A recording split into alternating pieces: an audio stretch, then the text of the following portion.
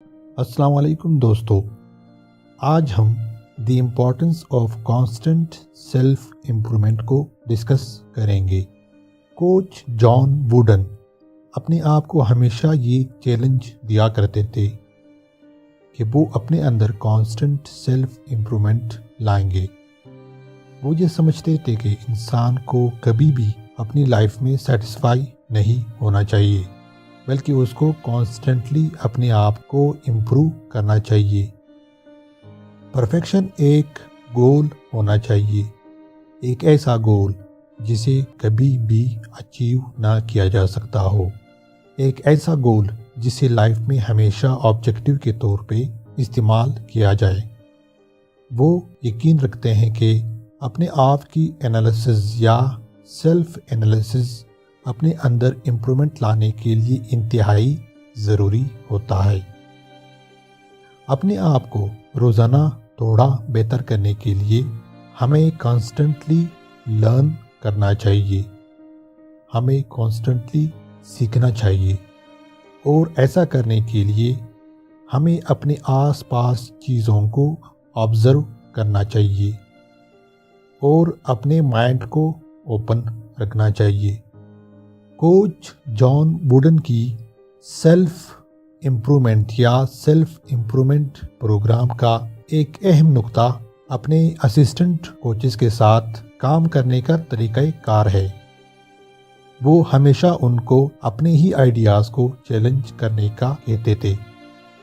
تاکہ ان کو ایک سیلف انالیسس کی طرف پش کیا جائے، جو کہ وہ سمجھتے تھے کہ سیلف امپرومنٹ کے لیے انتہائی ضروری کام ہوتا ہے۔ اپنی book a game plan for life, the power of mentoring with Don ییگر،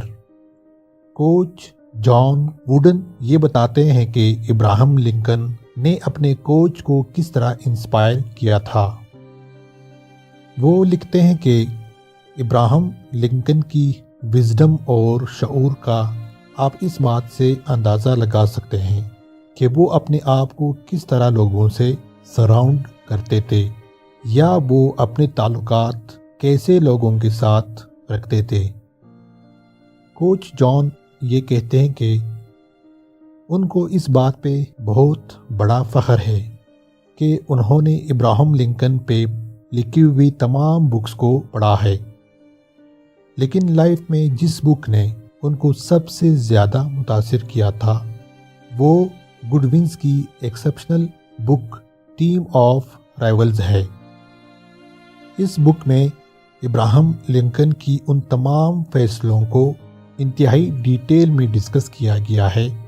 جو کہ انہوں نے پریزیڈنٹ منتخب ہونے کے بعد لیے تھے۔ وہ کہتے ہیں کہ ان کے ان فیصلوں نے ان کو کافی حیران کیا تھا جب انہوں نے پریزیڈنٹ منتخب ہونے کے بعد اپنے بہت سارے اپوننٹس کو پولیٹیکل ایڈوائزرز کے طور پہ لگایا تھا۔ انہوں نے یہ فیصلہ اس لیے لیا تھا کہ اس کے ٹیم میں تمام ایسے لوگ نہ ہوں جو کہ ان کے ساتھ ایگری ہونے کے علاوہ کوئی اور کام نہ کریں، بلکہ ان میں ایسے زیادہ لوگوں کا ہونا ضروری تھا جو کہ ابراہم لنکن کے فیصلوں کے ساتھ اختلاف کر سکیں۔ کوچ جان ووڈن کہتے ہیں کہ ابراہم لنکن کی اگزامپل کے بیس پہ وہ بھی ہمیشہ اپنے ساتھی کوچز کو اس بات پہ انکریج کرتے تھے کہ وہ میرے آئیڈیاز کے ساتھ اختلاف کریں۔ وہ کہتے ہیں کہ یہ سارے ڈس ایگریمنٹس کبھی بھی ہمارے درمیان ذاتی اختلافات کے موجب نہیں بنے۔ ڈینی کرم کوچ جان ووڈن کے ایک ساتھی کوچز میں سے تھے۔ وہ کوچ ووڈن کے کام کرنے کے سٹائل کے بارے میں بتاتے ہیں کہ کوچ ووڈن نے کبھی بھی یہ نہیں سوچا کہ وہ ہم میں سے سب سے زیادہ جانتے ہیں یا اس کے پاس ہم میں سے سب سے زیادہ نالج ہے۔ اس کے باوجود کہ کوچ ووڈن ہر سال 5 میں سے 4 چیمپئن شپس جیت جاتے تھے، مگر اس کے باوجود وہ ہمیشہ یہ کوشش کرتے تھے کہ وہ ہم سے سیکھیں اور اپنے آپ کو ایک کوچ اور لیڈر کے طور پہ امپروو کریں۔ ڈینی کرم کوچ ووڈن کے بارے میں کہتے ہیں کہ میں جب بھی ان کے پاس نیا آئیڈیا لے کے جاتا تھا تو انہوں نے کبھی بھی ایسا نہیں کہا کہ ان کا آئیڈیا مجھ سے بہتر ہے، کیونکہ وہ ایک چیمپئن رہ چکا ہے، مگر اس کے برعکس وہ میرے ساتھ میرے آئیڈیاز کو ہی ڈسکس کیا کرتے تھے، اور جہاں پہ بھی میرے آئیڈیاز کوئی سینس رکھتے تھے وہ ان آئیڈیاز کو اپنے پاس رکھ لیتے تھے۔ دوستو، زندگی میں اگر کامیاب ہونا چاہتے ہو تو آپ کو بھی کوچ ووڈن کا طریقہ کار اختیار کرنا پڑے گا، ایک ایسا طریقہ کار جس میں آپ کانسٹنٹلی اپنے آپ کو امپروو کریں، ہمیشہ اپنے مائنڈ کو اوپن رکھنا پڑے گا، دوسروں کو ڈسکریج کرنے کی بجائے ان کو جتنا ممکن ہو سکے انکریج کرنا چاہیے، اپنے آپ کو دوسروں کی نسبت بہتر کبھی بھی نہیں سمجھنا چاہیے، یہی کامیاب لوگوں کی زندگی کی فلسفی ہے۔